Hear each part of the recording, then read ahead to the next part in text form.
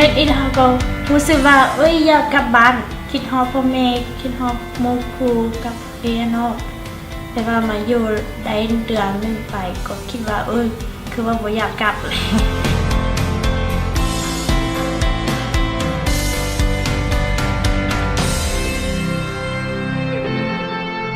พ่อตื่นเต้นเพราะว่าเขาเห็นหลายคนแล้วเขาเปิดลำโพงหรือว่าเปิดอย่างนั้นนะเขาจะรู้สึกว่าตื่นเต้นหลายพ่อย้ำว่าเฮ็ดบ่ได้ค่อยคิดว่าตอนมาใหม่ค่อยกับได้มีโอกาสผู้เดียวนี้เป็นนักกีฬาทีมซ่าและแต่ว่าปีนี้แมนมี3คนน้องๆเพื่อนค่อยแล้วก็เป็น4คนที่ว่าเขาเจ้าได้มีโอกาสมาลิ้นติดทีมซ่าหลายคนอยู่เสียงขวางที่เขาเจ้าสนใจอยากเป็นนักกีฬาทีมซ่าแล้วก็ย่ามาลิ้นตามหลายคนก็ว่าเสียดายที่อายุบ่ถึงบางคนก็เสียดายที่เรายังบ่เก่งพอที่เขาเจ้าสิเลือกเรา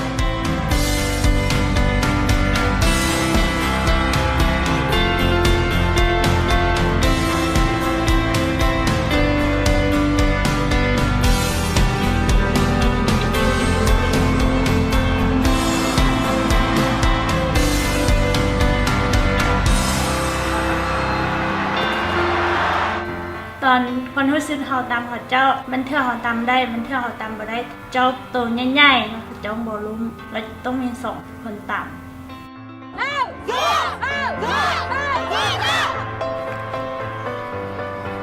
นี่แข่งม่วนหลายและค่อยก็ได้รู้สึกว่าลิ้นเต็มที่ลิ้นดีขึ้นตัน1-1อยู่มีตัวหนึ่งแล้วคิดว่ากูตันได้แต่ว่ากูยืนตันบ่ได้แล้วน้องยังไปตันได้แล้วดีใจตัวเองแล้วก็พยายามที่จะเล่นตานก็เป็นน้องใหม่เนาะจากพาสแบ็กแล้วก็ตั้งใจแล้วก็นิดก็เป็นน้องใหม่แต่ก็ตั้งใจแล้วก็พยายามที่จะไปวางท้ายให้ได้อนาคตของค่อยก็ยังคงเล่นอยู่เพราะว่าถ้าค่อยเจ็บหรือว่าเล่นบ่ได้ค่อยจึงเศร้าถ้าตอนนี้ค่อยยังเล่นได้ค่อยก็สิพยายามพาทีมไปเอาชัยชนะให้ได้เฮาสิเก็บประสบการณ์อยู่นี่ไปพัฒนาอยู่บอลที่เฮาสิไปแข่งอีกยังบ่ทันได้เฮา18ปีเฮาก็สิสู้เฮาก็เข้มแข็งที่เฮาแข่งขันบ่แม่ว่าทุกคนเฮ็ดบ่ได้เต็มที่แต่ว่าทุกคนตั้งใจแล้วก็เฮ็ดลิ้นเต็มที่แล้วแต่เฮาเสียเปรียบอยู่ว่าเขาตัวน้อยแล้วเขาจะเอาตัวใหญ่มาตามเฮาแล้วก็วันท้ายเฮาก็เสียเปรียบย้อนจะซ้ำแล้วก็อีกอย่างหนึ่งแม่นเขามีนักกีฬาใหม่หลายคนทุกคนเลยบ่แม่นหลายคนเนาะแต่ทุกคนนั้นนักกีฬาเก่ามีแต่2-3คนเท่านั้นอันนี้คิดว่าโอกาสดีสำหรับนักกีฬาใหม่ทุกคนที่เขาเจ้า